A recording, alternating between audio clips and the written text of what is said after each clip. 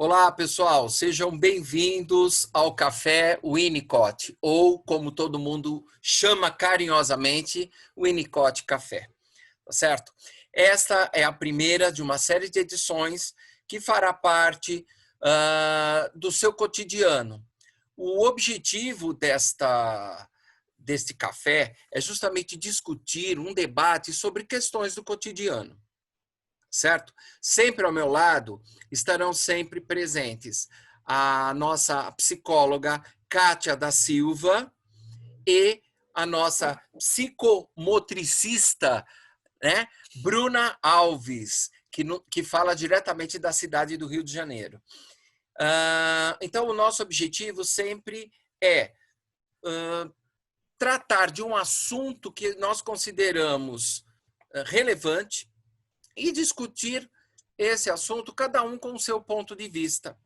E é claro que não precisa ser necessariamente o seu ponto de vista, tá certo? Então, fica aqui o nosso convite para você participar e as suas reflexões. Bom, de cara, o tema escolhido foi a capacidade de estar só, né? Esse título ele foi escolhido justamente porque ele faz parte do livro de Winnicott chamado O Ambiente e os Processos de Maturação. Ele faz parte do capítulo 2 desse livro. Tá? Então, o simples fato hoje de vivermos uma pandemia, né? É engraçado que, ao sairmos às ruas, percebemos que, aparentemente, a pandemia está extinta. As pessoas não estão se contendo com o simples fato de estarem em isolamento, né? Então, a ideia que o ser humano tem de estar isolado faz com que realmente ele se sinta desafiado, muitas vezes, desacreditado, e alguns se sintam sós. Tá? Então, como é hoje estar na pandemia sozinho? Então, há pessoas que moram sozinhas em apartamentos e que se sentem só.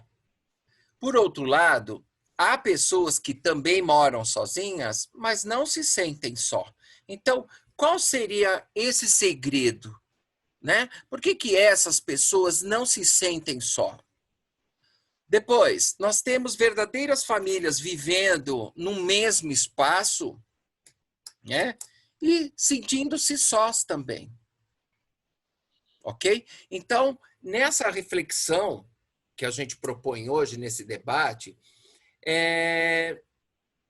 praticamente me recorda um pouco, me traz a lembrança de Winnicott, quando falava sobre a questão do objeto transicional da criança. Né? Então, para aquelas pessoas que não sabem, o objeto transicional nada mais é do que aquele ursinho de pelúcia, aquele paninho, né? Em que muitas vezes na hora de dormir a criança carrega junto com ele. É claro que esse objeto transicional nada mais é do que a representação da própria mãe. A mãe é praticamente transferida para esse objeto. Por isso ele é chamado de objeto de transição, transicional, né? E esse objeto transicional traz o que para o bebê? A segurança. Então, veja bem, o bebê, logo no início de sua vida, ele está sozinho, né? Mas sentindo-se seguro. Por quê? Porque ele tem ao lado dele um objeto que se faz referência, né? O objeto em si é a referência de sua própria mãe. Então, o objeto acalma, tranquiliza o bebê. Né? Isso é importante? Claro que sim. Né? A criança, quando passa a brincar na sua vida, é interessante que a criança gosta de ser observada. Por quê? A criança observada, ela sabe que ela está em perfeita segurança, que ela não está só. né? Então, o simples fato, às vezes a criança está num parquinho, numa praça, brincando, e tem ali a avó olhando, a criança sente-se segura justamente por conta disso. Né? Na escolinha, a professora, juntamente com as auxiliares, estão ali também observando o brincar de cada criança. Tá certo? Claro que tudo isso é extremamente importante, por quê? Porque a criança, com o passar do tempo, nesse processo de maturação, ela vai adquirindo a sua própria personalidade, né? A sua personalidade vai sendo constituída, construída, transformando-se num self, né? O Winnicott chamou essa maturidade de self. E self, como todo mundo sabe, significa eu mesmo, tá? Precisamos tomar muito cuidado com esse processo de amadurecimento infantil, porque uma vez que a criança se sente ameaçada, ela poderá vir futuramente produzir uma falsa sensação de segurança, um falso self. Tá? Então, para falar um pouco mais e dar sequência sobre isso, eu vou chamar a minha amiga Kátia para dar continuidade. Kátia, na verdade, essa questão dessa maturidade da criança, a questão de estar sozinho, né? Eu queria que você falasse um pouco sobre esse ponto de vista e, principalmente, por que hoje nós temos adultos que se sentem inseguros ao estar sozinhos, né? Por que hoje nós temos algumas pessoas que dependem das outras para serem felizes, né? Para se sentirem seguras, e elas têm horror de estarem sozinhas. Pode Sim, falar. sim. Olá, Mauro, tudo bem? Então, é muito interessante esse tema, né, que a gente traz hoje. Porque, veja, nós encontramos aí nas mídias, né, muito sobre, falando sobre o medo de estar só, sobre o desejo de estar só, né? Mas a gente ouve falar muito pouco sobre a parte positiva de estar só, né? Que é, quando eu estou só, eu tenho a oportunidade de exercer minha criatividade, né? De estar comigo. Então, por que hoje a gente encontra muitos adultos tendo essa dificuldade, né, de estar só? Porque o estar só parece que ele está muito mais atrelado ao estar sozinho, né? A pessoa estar sem ninguém ao redor dela.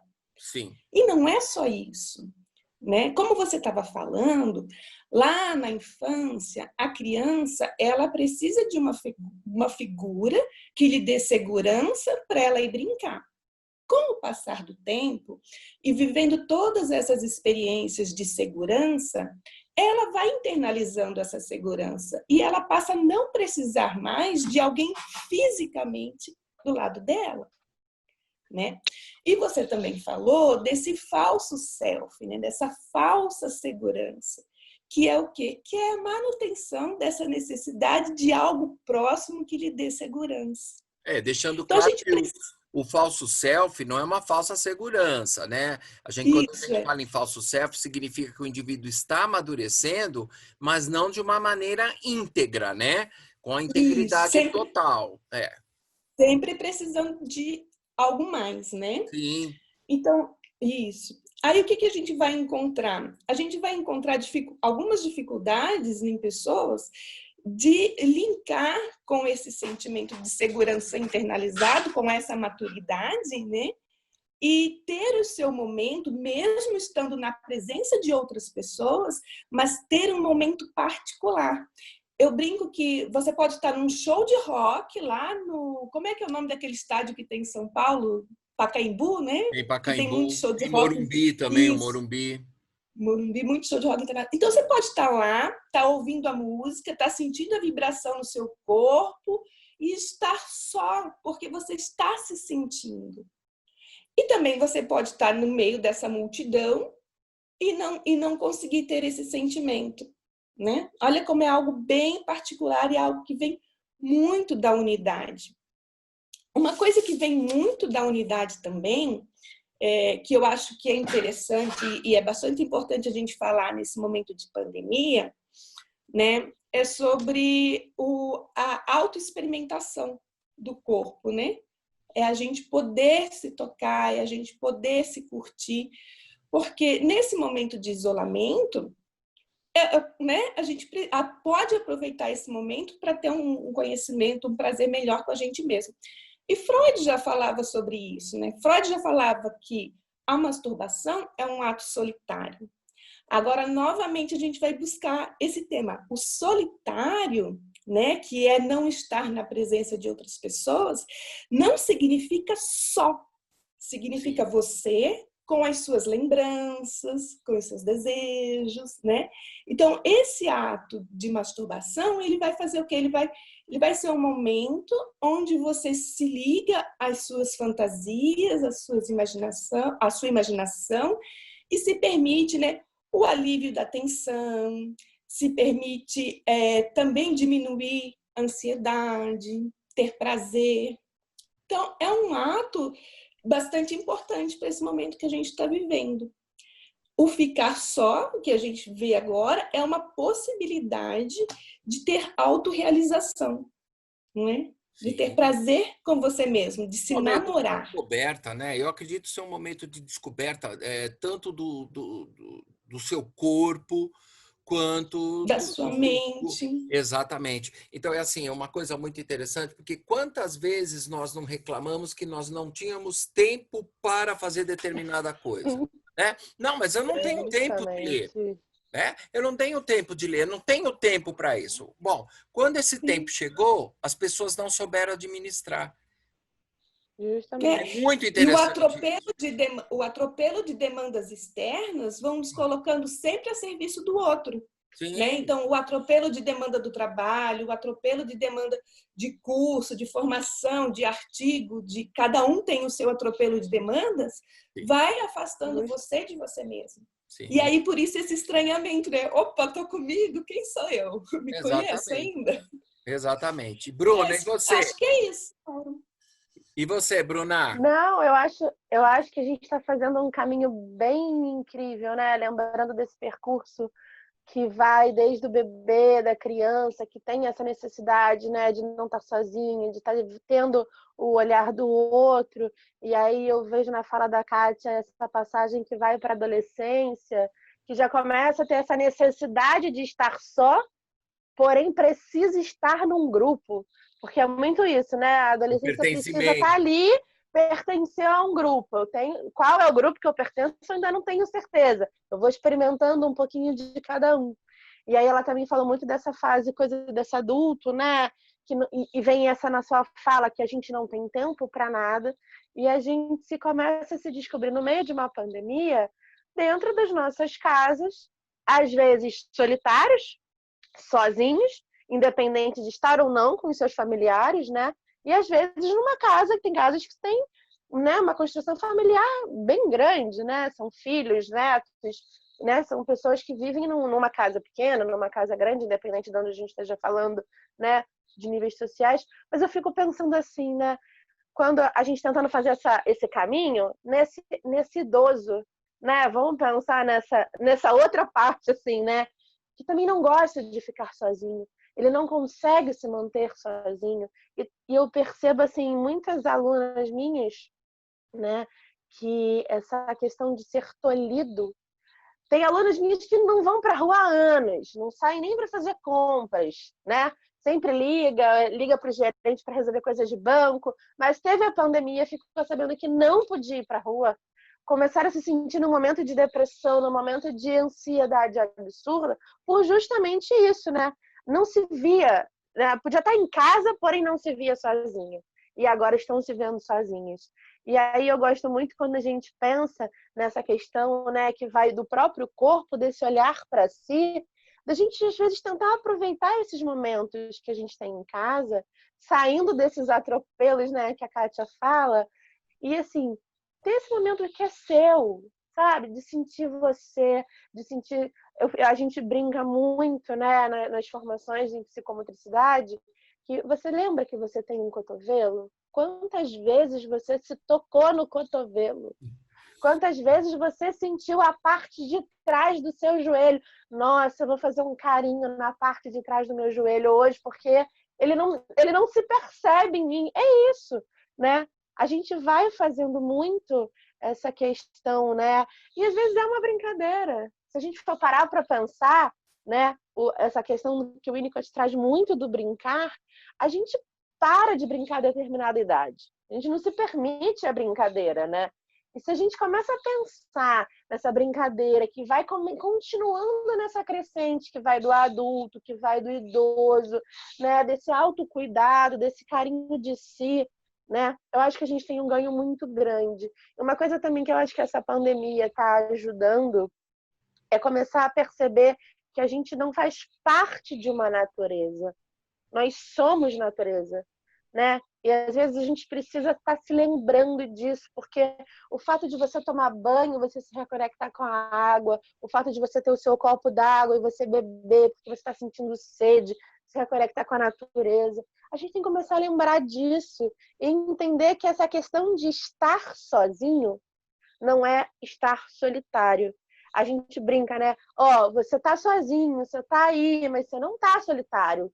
Precisa, liga, precisa, vem, dá um papo, conversa. E é muito isso, né? Quantas vezes a gente precisava de tempo pra gente, no decorrer da correria, da tribulação, né? E às vezes a gente não dava nem tempo. Eu falo no lugar de mãe agora para os nossos filhos, né? Porque a gente oferecia para a criança 1 bilhão de atividades, porque precisava aquela criança precisava de fazer coisas e coisas porque seriam necessárias para ela, para o seu desenvolvimento, para a sua maturação, e a gente não consegue perceber que para a criança, para o adolescente, para o adulto, para o idoso, é necessário ter essa capacidade de estar só para a gente poder cada vez mais desenvolver, descobrir a nós mesmos e, a partir desse nosso olhar, perceber o outro.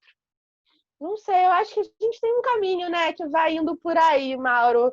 Fico Sim. pensando um pouco nisso. Não, é verdade. Eu acho que as pessoas, o grande medo, acho que do ser humano, o grande medo é da solidão. As É, pessoas têm medo da solidão, né? Agora, eu acho que essa pandemia, essa quarentena toda, eu acho que ela veio nos ensinar principalmente que nós temos que aprender a ser companhia de nós mesmos. Então, qual é o justamente. problema de você sair sozinho e ir ao cinema? Né? Ué, você está sozinho, ninguém gosta da sua companhia, você... Não, não é isso. Né? Eu vou dizer uma coisa para vocês, para aqueles executivos que trabalham o dia inteiro, mexem com papéis, telefones, reuniões, no final do dia eu tenho certeza absoluta que eles querem estar consigo mesmos. Precisa Sim. desse momento. Né? E quantas pessoas no passado recorriam isso na hora do banho? Ai, preciso tomar um banho para relaxar. Quer dizer, a Justamente. pessoa é um momento que ela está com ela, né? É um momento exatamente que ela está sozinha ali, né? Então, por isso que eu digo, eu acho que essa questão hoje sei lá, de administrar o seu tempo dentro da sua casa, mesmo que ele seja muito ocioso, eu acho que o interessante é você pegar uma agenda e dividir esse tempo. Então, esse horário eu vou ler, esse horário eu vou escutar uma música, esse horário eu vou cuidar do jardim, esse horário... Então, você consegue realizar tudo aquilo, né? Se ocupar e você não vai ter digamos assim, uma quarentena ociosa, né? Sim, Mauro, eu acho que nisso que você está falando é como se você garantisse o respeito a você mesmo, Ah, sim. né? Você não deixasse que toda essa demanda te engolisse. Então, você garante esse respeito a você mesmo, né? Que pode ser um banho prolongado para você recuperar, né? Um pouco de você, ou pode ser a leitura de um livro, como você falou.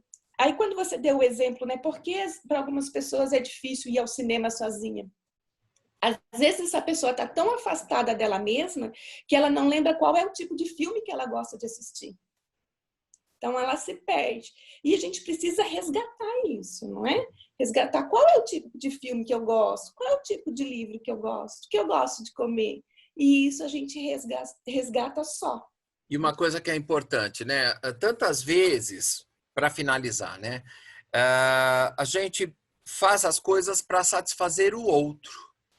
Não Então, eu aqui, vou né? assistir esse filme por conta do Aham. outro, né? Então, por conta de um amigo, por conta de uma namorada, por conta, seja lá de quem for, eu vou assistir por conta do outro. E a gente acaba esquecendo da gente mesmo, né? Sim. Então, é E interessante. Uhum, a gente perde, Mauro, a oportunidade de surpreender o outro. sim, Porque quando eu faço uma oferta de um filme, de um livro, de um passeio, né, eu estou oferecendo ao outro algo que é novo, né? Algo meu. sim, exatamente. Bom, Bruna, você tem mais uma palavrinha para dar para a gente? Eu vou encerrar, então, o nosso Não, eu acho muito café. isso. Antes de você encerrar, eu só queria mesmo dizer que é para a gente começar a ter esse olhar mais atento para dentro da gente, né? Desse autocuidado, desse toque carinhoso que às vezes a gente oferece ao outro e não oferece a si. A gente tem muito isso, né? A gente quer sempre dar contorno para o outro, Sim. acolher o choro do outro, acolher as tristezas do outro. E a gente esquece do principal, que é olhar para si, olhar para a gente, para dentro. Acho Sim. que se a gente começar a oferecer aquele abraço, sabe? Que a gente acorda de manhã e se espreguiça. Aí Sim. eu falo, ai, acorda de manhã, se espreguiça e vai, ó, dá um abraço. Gente, isso é maravilhoso. A gente É. começa a se perceber e a entender a capacidade de estar só, que é o principal. Eu quero agradecer muito a sua presença. Redes sociais, por favor. A Ah, Kátia bacana. Vai, Psicologia. Kátia, desculpa. Fala de novo que eu te atrapalhei. É, Não, é Kátia Psicologia Clínica. é O, Instagram? É Instagram? isso, arroba, Facebook, Tá. Kátia Psicologia Clínica. Ok. Bruna, suas O redes meu sociais. é arroba, o meu Instagram e Facebook é arroba espaço ponte. Lembrando que o espaço, né, não tem o cedilha, então fica espaco ponte. Tá certo, então. Gente, então, esse foi o nosso primeiro Winnicott Café. Ele terá uma periodicidade aí, a princípio, mensal, tá? Sempre com assuntos que, como a gente já falou, sempre assuntos do momento, assuntos que realmente do cotidiano e que a gente traz aqui um pouco da nossa opinião, que você não precisa concordar. Tá certo? Então fica aqui o meu grande abraço e desejo para vocês todos um ótimo dia. Um grande abraço. Tchau.